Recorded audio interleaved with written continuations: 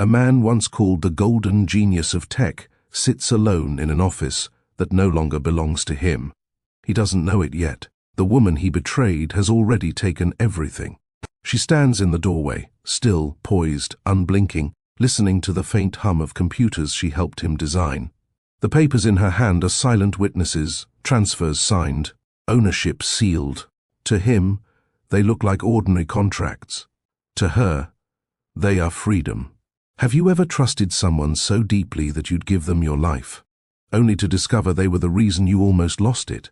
That's the story of Elara Vane, once the adored wife of a billionaire CEO, later the blind woman everyone pitied. And finally, the quiet storm that changed everything. Before we begin this unforgettable journey of love, betrayal, and justice, don't forget to like, comment, and subscribe to Mr. Donovan Stories. Your support keeps these stories alive and helps us share more powerful lessons about life, love, and karma. They call them the power couple of the century. Elara Vane, the heart behind countless charities for children with disabilities. Lucian Vane, the self-made tech billionaire who rose from a cramped basement startup to owning one of the largest innovation empires in America. Together, they looked unstoppable, a pair made for magazine covers and boardroom envy. Their home sat on the hillside overlooking San Francisco Bay, all glass, stone, and light. Inside, everything gleamed, yet what people saw was only reflection, not reality. Lucian liked control more than love, and Elara mistook his attention for devotion. She met him 6 years earlier at a conference for emerging entrepreneurs.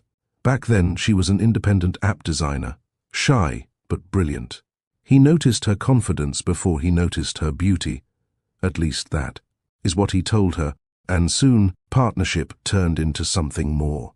A whirlwind romance followed, late-night brainstorms that slipped into shared breakfasts, investor meetings that ended with hands clasped beneath the table, laughter that promised forever.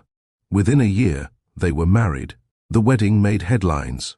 Every guest spoke of how Lucian gazed at her like she was his entire world. But anyone who looked closer might have seen calculation behind that charm, a man who valued perfection as currency. Elara didn't see it.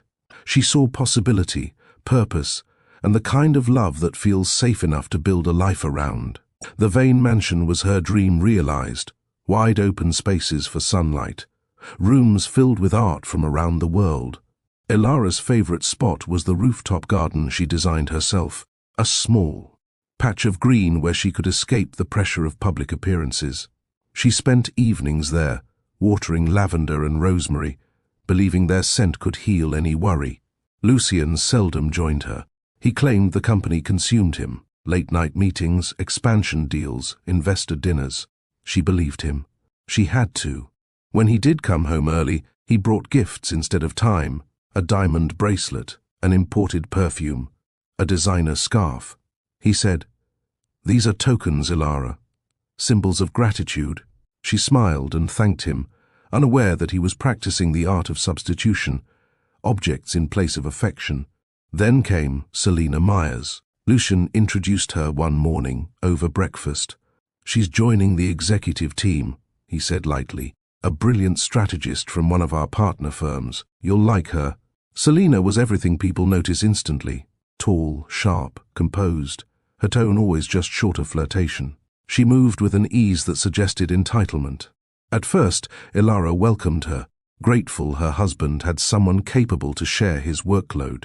In public, Selena was the perfect employee, efficient, loyal, indispensable. In private, she blurred the line between assistant and confidant. Lucian found her boldness intoxicating. She found his ambition irresistible. Together they discovered the quiet thrill of secrecy. Elara, unaware, continued building her own projects, a foundation funding schools for children with special needs, inspired by her late mother's dream.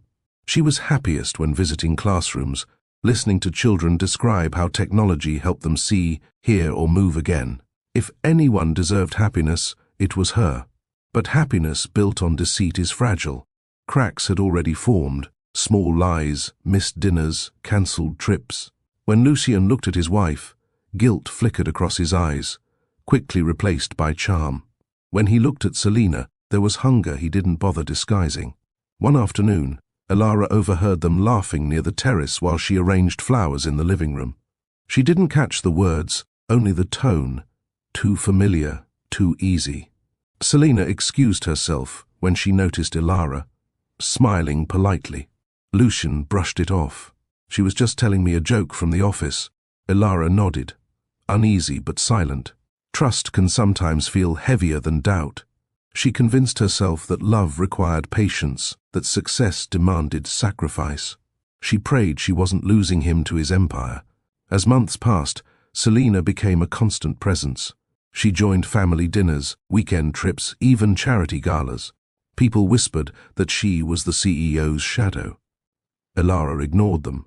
Gossip was noise, and love demanded faith. But one evening, as she prepared to drive to a benefit event, Selina offered to check the car for her. It was a simple gesture, almost kind. Elara thanked her, unaware that this was the moment everything changed. The highway stretched quiet and clean under the setting sun. Elara loved driving herself. It made her feel independent. She turned up the radio, humming along to a song about forever. Then, approaching a curve, she pressed the brakes. Nothing. The car veered, metal screaming against guardrails, the world tilting into chaos. In the few seconds before everything went black, one thought flickered through her mind. Lucian will be so worried. When she woke again, days later, sterile lights glared overhead. The world was sound and pain, but no sight. The doctors spoke gently. Optic nerve damage, temporary paralysis, uncertain prognosis. Lucian sat by her bed, holding her hand, tears in his eyes. He looked devastated, but his tears carried relief of another kind, the relief of a secret still hidden. Weeks blurred into months. Elara learned to navigate darkness, counting steps, memorizing furniture edges, tracing walls with fingertips. She clung to Lucian's voice, to the rhythm of his footsteps, to the illusion that he was still her protector. Selina appeared often, bringing meals, reading reports aloud, describing sunsets Elara could no longer see. Her tone dripped sympathy, but her words cut quietly. Lucian's exhausted, poor thing. The company almost fell apart while you were gone. He talks about how strong you are. He admires you so much. Each compliment carried a shadow of pity. Elara thanked her through forced smiles, unaware that pity was the perfect disguise for cruelty. At night, lying awake, she listened to Lucian's breathing beside her. Sometimes he whispered in his sleep, a name that wasn't hers. She pretended not to hear. Lucian changed in subtle ways. He became impatient, distracted, distant. Conversations that once stretched for hours now ended with, "You should rest, Elara." He spent more nights at the office. When he did stay home, he scrolled through messages she couldn't see. Her world shrank to the walls of their mansion, every sound amplified by darkness, footsteps. In the hallway, hushed laughter downstairs, the faint click of a phone locking. Blindness made her a prisoner inside her own house, and in his eyes, perhaps a burden. Yet she refused to surrender. She practiced walking unassisted, tracing each room until she could move freely. She learned to read Braille. She told herself that when she healed, life would return to normal. But fate was already writing another chapter. Months later, Lucian insisted on hosting a charity gala in Elara's honor. Reporters called it inspiring, a celebration of resilience. Elara smiled for cameras, her arm linked with his. Only she knew that every flash of the camera blinded her, not with light, but with pain. During his speech, Lucian praised her courage. Selina stood in the audience, clapping with just a little too much pride. When the applause ended, Selina caught Lucian's gaze, a silent conversation passed between them that Elara couldn't see but somehow felt. After the event, guests departed with stories of devotion and strength. Behind closed doors, Lucian slipped away to make calls. Selina followed minutes later. The servants pretended not to notice, and Elara sat alone in a room filled with flowers, whispering to herself that love couldn't vanish overnight, could it? They said the accident changed everything. They were right, but not in the way anyone expected. Because while the world saw a woman learning to live without sight, Elara was beginning to sense something far more dangerous than darkness: betrayal hiding in plain sound. If this story is already pulling you in, tap the like button right now so we can keep sharing more powerful stories like this. Stay until the end, because what Elara discovers next will redefine loyalty, love, and justice. Weeks after the gala, the mansion grew quieter. Lucian came home less often, and when he did, he moved through the house like a stranger. He no longer lingered by Elara's bedside or kissed her forehead before sleep. Instead, he left gentle excuses, meetings, business trips, deadlines, until his presence became a privilege rather than a promise.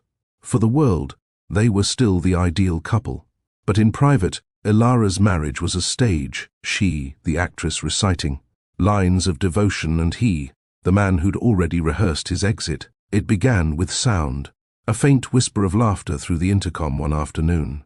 She was seated in the living room, tracing her fingers over the edge of a Braille book when she heard it. Two voices, too close, too comfortable. Lucian and Selina. Elara froze, her heartbeat rising. She listened, every syllable, every sigh. Selina's voice carried a softness that only belonged in intimacy. Lucian's tone was low, familiar, unguarded. Then came words that broke the air like glass. "She'll never know," Selina murmured. "She's blind." A pause. Lucian exhaled, his hand brushing against something. Maybe her face, maybe her hand. "Let's not talk about her," he whispered. "It's us now. She's part of my past." Elara's fingers tightened around the armrest until her nails left marks. For the first time, she understood what silence really meant. It was not peace. It was a prison. She sat there long after the intercom fell quiet, the echo of their betrayal sinking deep into her bones. That night, Elara cried, not the trembling sobs of heartbreak, but quiet tears of realization. She remembered every moment she'd defended him, every time she'd believed his lies. And beneath the grief, something else stirred, a strength she didn't know she still had. Lucian had taken her sight, but he would never take her mind. He underestimated the woman he built his empire beside. He forgot she once handled million-dollar negotiations, managed investors, and made men twice his age listen. He forgot that blindness did not erase brilliance. From that moment, Elara decided she would no longer be the helpless wife everyone pitied. She would become the silent architect of her own justice. A few days later, Elara's nurse brought her a visitor, an old friend from her foundation, Dr. Callan Brooks, a respected tech researcher. He had once worked with her on adaptive technologies for the visually impaired. Seeing her condition, he offered her a device still in early testing, a sensory aid capable of translating spatial data into audible cues. In simpler terms, it allowed her to hear shapes and distances, to map her surroundings in sound. It wasn't vision, but it was freedom. Within weeks, Elara could navigate the house unassisted again. She kept this progress secret, pretending to stumble, pretending to need help, especially when Selina visited. Pretending became her weapon. She began moving quietly, memorizing voices, footsteps, patterns, and soon, she found something neither of them imagined she could. Proof. Late one night, Lucian forgot to lock his study. He was away on business, and Selina had left earlier than usual. Elara used the sound mapping device to feel her way in. Her fingers brushed against his desk, cold glass and paper stacks. Then she heard a faint buzz, the sound of a message notification. She followed it to his phone, left charging on the table. With careful precision, she pressed the power button. Her voice command assistant read out the messages aloud. What she heard confirmed everything: affectionate texts, travel bookings, for business trips, digital receipts for jewelry. Not for her. One message cut deeper than all the rest. Can't wait until she's completely out of the picture. You and I, building the company together, our future. Her pulse thundered, but she didn't scream. She didn't cry. She simply whispered to herself, "You already built that company, with me." That night, she started recording. Voice notes, hidden microphones, audio commands synced to her home system. Every whisper, every meeting, every deceit, captured.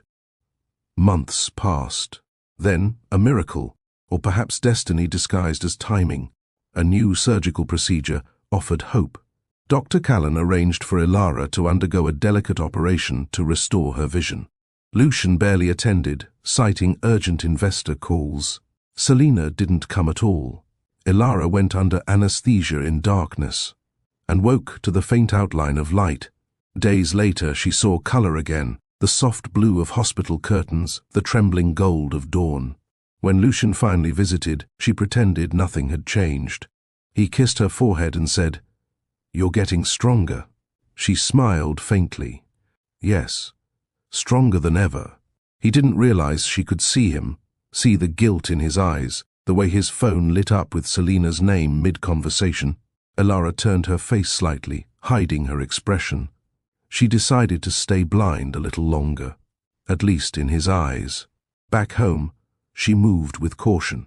Each day she observed Lucian, his routines, his calls, the way he avoided her gaze when he thought she couldn't see. Selina came by often, always under the pretense of business updates. Elara smiled at her politely, watching as Selina poured herself wine. Sat too close to Lucian, brushed his arm with accidental touches. The more they believed she was helpless, the easier it became to gather everything she needed. Elara began quietly reaching out to old contacts, attorneys, board members, investors.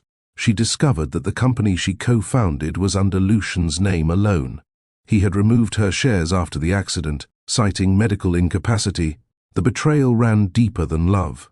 It was theft. But karma, as they say, never forgets. It simply waits for the right time.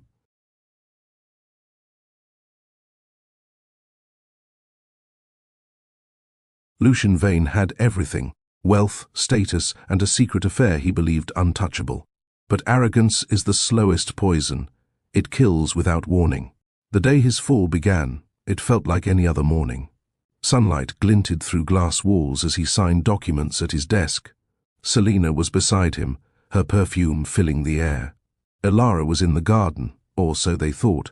In truth, she was in the guest room, listening to every word through a hidden receiver. Selina laughed softly. "She's so trusting. It's almost cruel."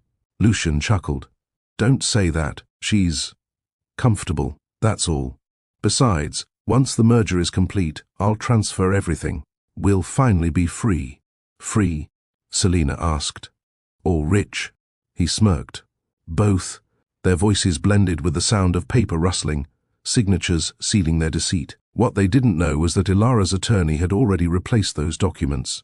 Every signature he thought he was making, transfers, ownership rights, and executive authority, was redirected under her name. It was meticulous. It was flawless. It was karma, executed in silence.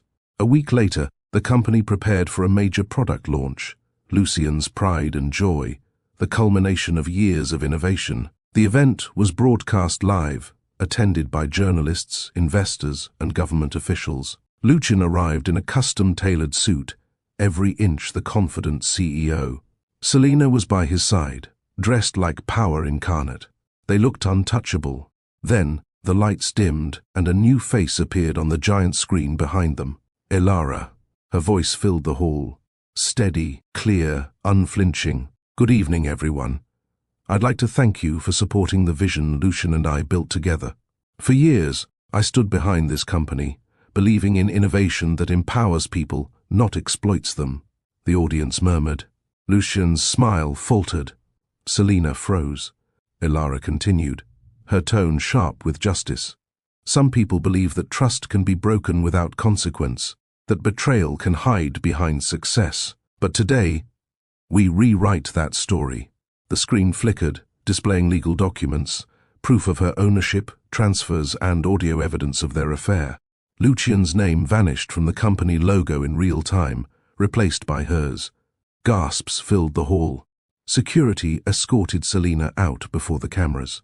Lucian stood speechless, his empire dissolving before his eyes. Later that night he returned home, desperate, disbelieving. Elara was waiting in the living room, calm, composed, sight fully restored.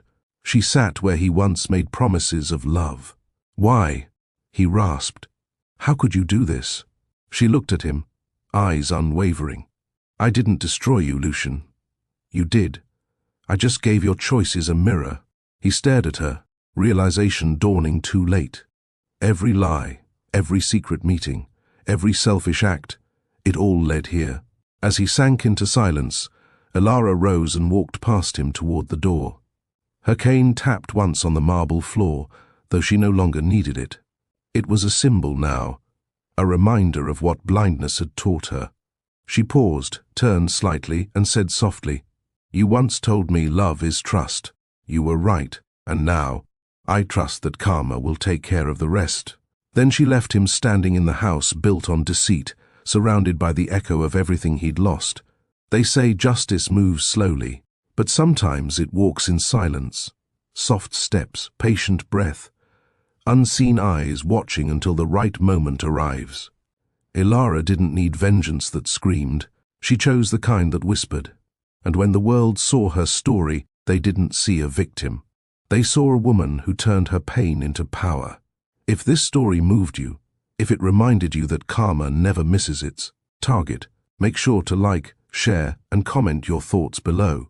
And if you haven't yet, subscribe to Mr. Donovan Stories for more emotional, cinematic tales that remind us. Every choice leaves a trace, and every betrayal has its day of reckoning. After the press conference, silence consumed the mansion that once overflowed with laughter and lies. Lucian Vane sat alone in the study, the same place he once whispered promises to both women who defined his ruin. The phone never stopped buzzing. Investors wanted explanations, lawyers wanted statements, reporters wanted interviews, but all he could hear was her voice echoing across the stage. I didn't destroy you, Lucian. You did. I just gave your choices a mirror. Each word replayed like a sentence carved into his conscience. Outside, cameras still flashed through the gates. The world feasted on his downfall. The mighty CEO, the man who believed he could play life like a game of acquisitions, had been outmaneuvered by the woman he underestimated. The following week, Lucian's empire collapsed piece by piece. The board expelled him after the scandal's footage went viral. Partnerships dissolved overnight. Accounts froze. Reputation gone. The mansion remained, but it was hollow now, the kind of silence that suffocates. Selena's betrayal added salt to his wound. She vanished the morning after Elara's revelation, leaving behind a single note written in her precise, cold handwriting. I never loved you. I loved what you could give me. Lucian stared at that line for hours, fingers trembling, eyes burning.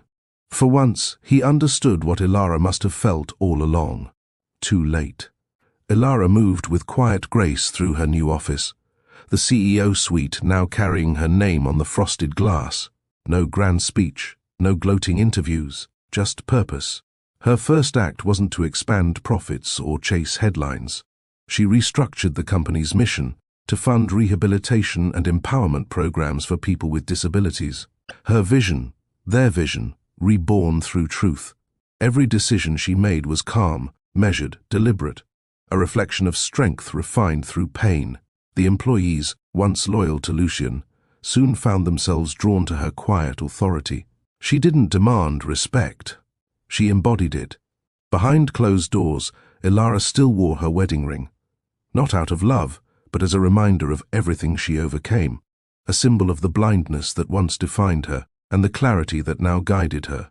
3 weeks after the takeover, Lucian appeared in her office unannounced.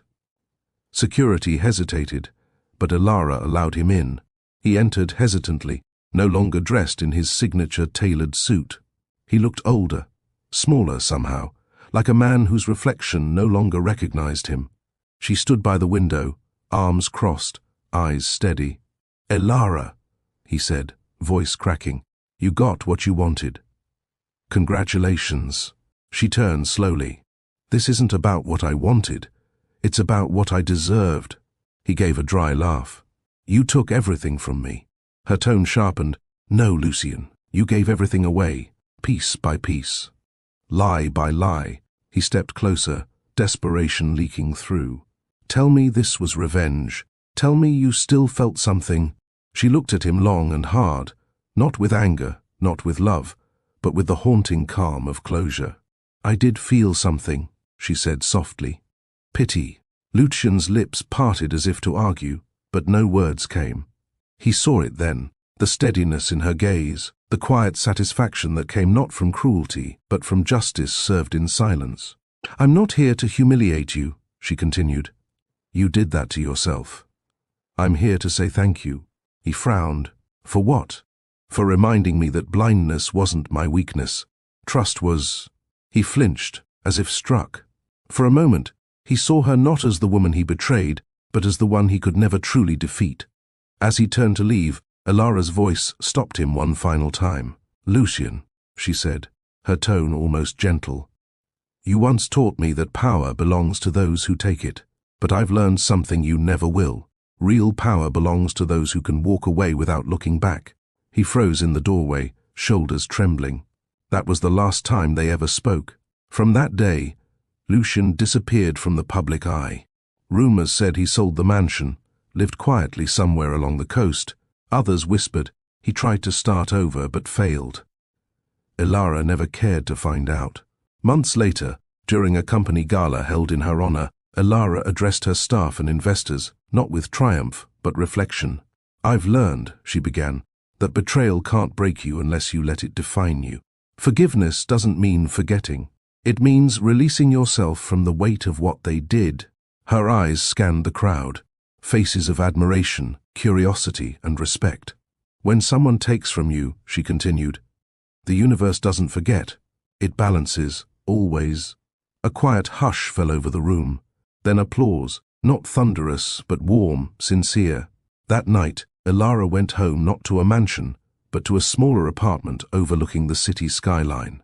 It wasn't luxury she craved anymore. It was peace. In her private study, she kept a single letter locked in a drawer. Addressed to Lucian, never mailed. It read, "There was a time I loved you enough to lose myself. Now, I love myself enough to let you fade. I don't hate you, I thank you, because without your betrayal, I would never have remembered my worth." The ink had dried long ago, but the sentiment remained timeless. They say justice doesn't always shout. Sometimes it whispers. Soft, steady, relentless. Lucian Vane lost his empire to greed and deceit. Elara Vane gained her strength through silence and patience. In the end, she didn't need revenge that burns. She chose the kind that freezes, the kind that leaves its mark long after the fire dies. Her story reminds us that karma may move quietly, but it never forgets the address. If this story struck you, if it reminded you that betrayal never goes unpaid, don't forget to like, comment, and share this video with someone who believes in justice that speaks without words.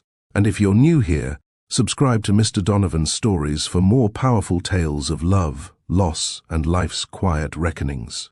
Because here, every story carries a lesson. And every lesson carries truth. Months faded into years. The world moved on, as it always does, chasing new scandals, new faces, new stories. But some stories never truly fade. They linger quietly in the background, whispered as cautionary tales at dinner tables and business meetings. Lucian Vane's name became one of them. The once celebrated billionaire, founder of the tech giant Vane Systems, now a ghost in corporate history. No one spoke his name in boardrooms anymore. His portraits were removed. From company walls, his quotes erased from leadership slides. The empire he built was alive, yes, but it breathed under Elara's vision now, not his ambition. He lived in a small coastal house on the outskirts of Seattle, away from the noise, the press, the past. The view of the ocean was endless, yet it gave him no peace. He spent his mornings staring out at the waves, wondering how everything he once controlled slipped away in silence. His phone rarely rang. The people who once called him Sir had moved on to new names, new masters. The only mail that came regularly was from banks and lawyers, paperwork that reminded him of everything he'd lost. One cold morning, a news broadcast flickered across his old television. Elara Vane wins Global Innovation Award for Accessibility Technology. The anchor smiled warmly as clips showed Elara standing on a stage, graceful and confident, presenting a new software she created to assist visually impaired individuals. Lucien's eyes welled, not with anger, but with something worse, realization. He once destroyed her world, and she rebuilt it, not to hurt him, but to help others like her. That was the day he stopped calling her his enemy. Because how can you hate someone who became everything you failed to be? Elara stood at the top floor of her new headquarters, overlooking the city that had witnessed her pain and resurrection. The skyline glimmered like 1,000 silent witnesses, every light a reminder of her journey from darkness to vision. Her assistant entered softly. "Ma'am, the award committee requested a statement. Would you like to record something?" Elara smiled faintly. "No. I think my silence says enough." Later that evening, she visited a quiet clinic downtown, the same hospital where she had once learned she might never see again. She met patients who struggled with their own blindness, some afraid, some angry, some still fighting to accept it. To them, she wasn't a CEO. She was hope. She shared her story, not the betrayal, not the revenge, just the lesson. Life, she told them, will take your sight, your trust, sometimes even your heart. But it can't take your will to begin again. That's yours, to protect. They listened in silence, the kind that means understanding, not pity. A year later, fate gave them one last crossing. Elara attended a charity gala on mental health rehabilitation, an event that Lucien quietly volunteered at as a consultant, under no title or recognition. When their eyes met, there was no hatred left between them, only the quiet acknowledgement of two people who had lived the same story from opposite ends. Lucien approached, slower now, humbled by time. "Elara," he greeted softly. She nodded. "Lucien." There was a long pause, not awkward, just real. He said, "You were right. Power belongs to those who can walk away." She replied gently, "And peace belongs to those who stop chasing it." He smiled, faintly, almost gratefully. "Thank you," he whispered. "For what?" "For letting karma do the talking." She didn't respond. She didn't need to. Sometimes, silence is the answer. He walked away into the crowd, vanishing into a sea of faces. And for the first time, she didn't feel anger or triumph, only closure. Some stories end with fire. Others end with silence. Elara's story ended with both, a quiet burn that reshaped everything around her. She lost her sight, her husband, her trust, yet somehow found herself again. Lucien lost everything he built, but perhaps gained something he never had before, understanding. In a world that worships revenge, Elara chose justice. She didn't destroy him with anger. She dismantled him with truth. And that's the quiet beauty of karma. It doesn't rush. It doesn't shout. It arrives when the world has stopped watching, delivering balance with precision and grace. So when life blinds you with betrayal, remember her story. You don't need to fight fire with fire. Sometimes, the coldness of peace hurts more. If this story moved you, if you believe that truth always finds its way, hit that like button to show your support. Drop a comment below and tell us, would you have forgiven or taken revenge? And don't forget to subscribe to Mr. Donovan's Stories, where every story uncovers the lessons life hides behind love, betrayal, and redemption. Because in the end, the greatest stories aren't just told, they're felt.